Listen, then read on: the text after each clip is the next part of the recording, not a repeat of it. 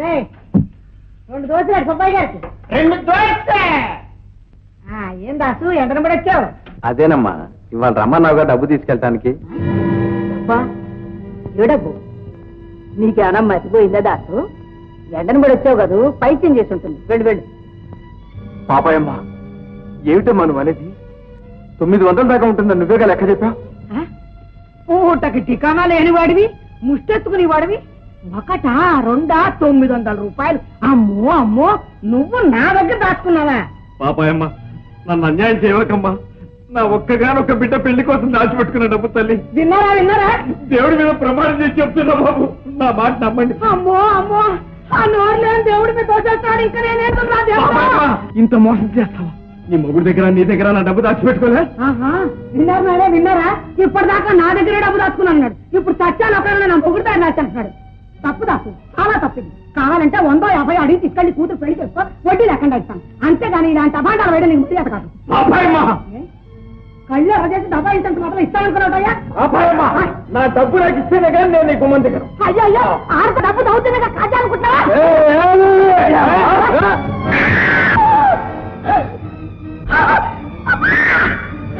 అయ్యో అయ్యో అయ్యో,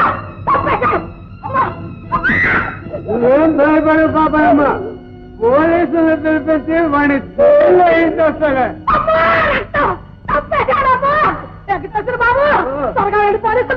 తెలుసుకో, పోలీసులు కాదు ఆ దేవుళ్ళే తెలుసుకో. నాన్న ఇంకా రాలేదే? ఏ తొందరగా వస్తే తొందరగా పెళ్ళైపోతుందరా? రండి బాబు రండి, కూర్చోండి. ఇక్కడ మర్యాదలు సరేనమ్మా, వచ్చి అరగంట అయింది. అక్కడ విడుదల ఆలనా పాలనా లేదు. మా గతి ఏం కావాలని? అసలు మగ పెళ్లి వారం అనే ఖాతర ఏమైనా ఉందా అని. అన్నయ్య ఎక్కడ లేరా బాబు? ఇది ఇక్కడ లేడా? ఇప్పుడే వచ్చేస్తారు, కూర్చోండి. ఎప్పుడమ్మా? ముహూర్తం కాస్త దాటిపోయిన తర్వాత. క్షమించండి బావగారు, కొంచెం ఆలస్యమైంది. ఏమిటి ఓం ప్రథమంగానే క్షమార్పణ మొదలు పెట్టారు, ఇంకన్నిటికీ అదే పల్లవా ఏమిటి? రాజుగారు, రాజుగారు మీరేనా? నేనే బాబు. పాపాయమ్మ గారి డబ్బు కాజేయడానికి ఆమెను కొట్టారని మాకు రిపోర్ట్ వచ్చింది. ఇన్స్పెక్టర్ గారు, అదంతా కట్టు కథ. ఒక్కగానొక్క బిడ్డ, నా కన్న తల్లి పెళ్లి కోసం ఇన్ని సంవత్సరాలుగా పొట్టను ఆయే కట్టుకుని ఆవిడ దగ్గర డబ్బు దాచుకున్నా. నన్నింత మోసం చేస్తుందని ఊహించనే లేదు ఇన్స్పెక్టర్ గారు. అవన్నీ మా దగ్గర చెప్పుకునే ప్రయోజనం అండి, అంతా కోర్టులో చెప్పుకోండి. ఫైనాన్స్ ఫోర్ చిచ్చి, దరిద్రపు సంబంధం. బావగారు, ఇంత అవినీతికి పాల్పడుతున్నారని మీరు నమ్ముతారా? నా బిడ్డ మీద ఒట్టేసుకో చెప్తున్నా, ఇదంతా అబద్ధం. నువ్వు చేసిన నేరానికి పాపం ఆ పిల్లలు ఎందుకయ్యా ఇరికిస్తావు? ఇంకా నయం, ఆ 3 ముళ్ళు పడ్డ తర్వాత నీ అసలు రంగు బయటపడలేదు. బాబు, నా బిడ్డకు అన్యాయం చేయకండి. నా జీవితం అంతా ధారపోసైనా సరే మీ డబ్బు మీకు చెల్లించుకుంటాను. బావగారు, ఈ ముహూర్తం మాత్రం దాటిపోయినవ్వకండి బావగారు, మీ కాళ్ళు పట్టుకుంటాను. ఆ పట్టుకునేవో ఇన్స్పెక్టర్ కాళ్ళు అయినా పట్టుకోవయ్యా, ఫలితం ఉంటుంది. ఇలాంటి సంబంధం చేసుకుని మీరు తలెత్తుకు తిరగాలా కర్లేదా? పదండి పదండి. రాజుగారు,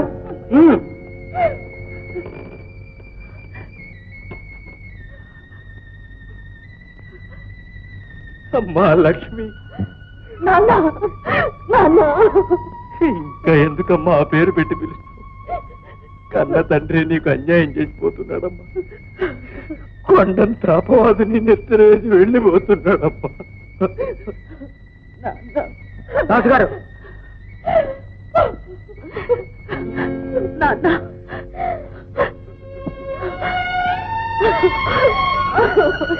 లక్ష్మి ఊరుకో ఊరుకో. అత్తయ్య, నేనెంత దురదృష్టవంతురాలు. నేనే లేకపోతే నాన్నకి ఇన్ని కష్టాలు వచ్చుండేవా? నేనెంత రాజుగారు, ఏమిటిది? నా కర్మ బాబు. ఏమిటి దాస్తారు, అసలు ఏం జరిగింది?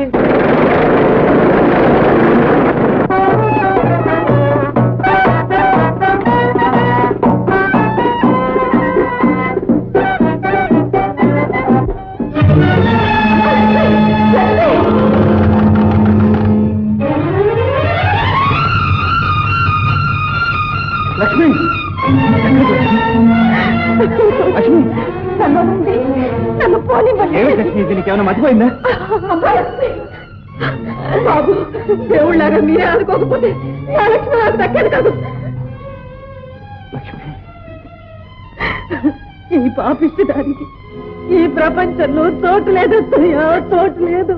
ఏమిటి లక్ష్మి నువ్వు చేసిన పాపం? నీ ప్రాణాలు తీసుకో. మీ నాన్న నిజంగానే ఈ దొంగతనం చేసి ఉంటాడని లోకానికి చాటాలనే. ఏమిటి కృష్ణ? లక్ష్మి ఆత్మహత్య చేసుకోవాలనుకుంటోంది నాన్న.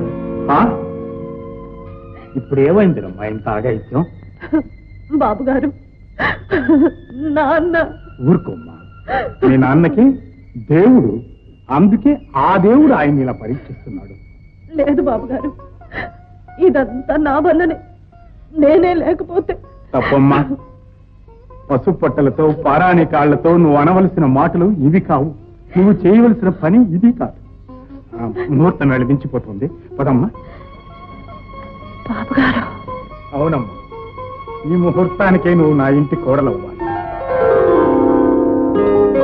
మా ఇంటి మహాలక్ష్మి కావాలి.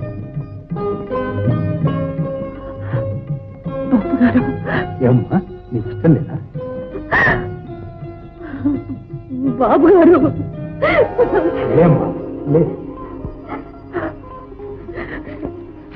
పద బాబు. ఇంకా ఎందుకమ్మా ఈ పూజలు పురస్కారాలను? ఏమైంది? అంతా అయిపోయింది. అందరం తల తంబర పుచ్చుకొని అడుక్కు తినే రోజు వచ్చిందమ్మా. మరిది గారు మళ్ళా ఏమన్నా అఘాయిత్యం చేశాడా? భలేదానివే, మావారేం కాదు, మన చిన్న మరిది గారు. అబ్బా ఏమిటో తొందరగా చెప్పమ్మా, నా పూజ తగలడిపోతుంది. రామరామ, ఎంత అపచారం, ఎంత అపచారం! ఏమండి ఏమండి ఏమండి, ఇది విన్నారా? ఈ సంగతి నువ్వు విన్నావటే? ఏమిటి? 3 జోకర్లు పడ్డ ఆట ఇంకా మొదట్లోనే ఉంది. అబ్బా, మీకెప్పుడు ఈ పేకట పురాణమేనా? మీ తమ్ములం గారికి వాళ్ళ పెళ్లిట. అయ్యో పాపు, అలాగా? ఎవరితోట అడగరే? అడుగుతానుండవే, ఆట పూర్తిగాని. ఈలోగా అక్కడ పెళ్లి అయిపోతుంది. అయితే ఆలస్యం ఎందుకు, నువ్వు వెళ్ళి వచ్చేసి. అయ్యో రాత, ఆ హరిదాసు కూతురికిచ్చి మీ నాన్నగారు పెళ్లి చేస్తున్నారట. అంత పని చేస్తున్నారా? కలపోయా, ఆ హరిదాస్ కూతురు నా తమ్ముడికి ఇస్తాడా? కలుపు, నువ్వు కలుపు చెబుతాను. ఈ అరిష్టం రాబోతోందని నా ఆంజనేయ స్వామి అంతర్ధానం అయిపోయారు. రేపు ఆ ముష్టివాడి కూతురు ఇంట్లో అడుగు పెడితే నా కోదండరావుడు ఎంత ఆగ్రహిస్తారో. ఆయన వెళ్ళిపోతాడేమో. చాలండి, ఎప్పుడు చెప్పిన మాటలు మీరు. ఇప్పుడు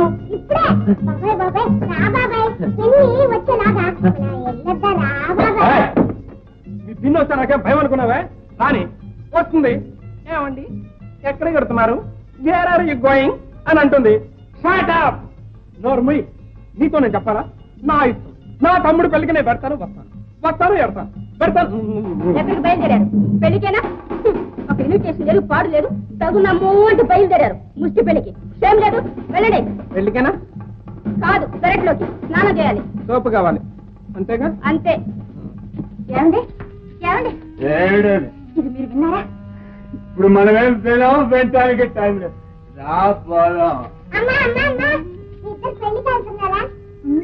కాదమ్మా, మరి ఎక్కడికి? చూసుకోండి.